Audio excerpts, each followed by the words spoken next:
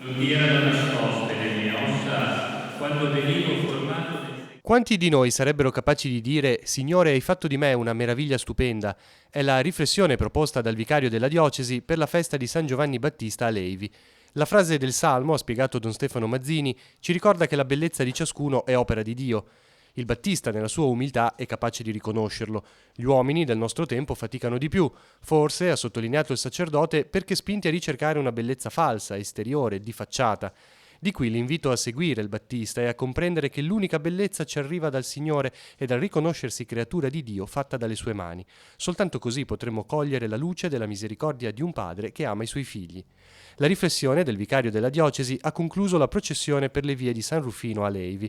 Nel paese la festa patronale unisce la comunità, ma anche tanti leivesi, e come sempre si realizza grazie a numerose persone che offrono il proprio aiuto. Io voglio ringraziare tutte le persone che tutte le volte nelle nostre comunità si spendono perché poi le feste si possano vivere in serenità e in gioia e si spendono con tanti sacrifici, anche veramente rinunciando alle comodità e offrendo, diciamo, il lavoro e anche il sudore di ore e ore di servizio offerto alle nostre parrocchie. Quindi grazie di cuore a tutti.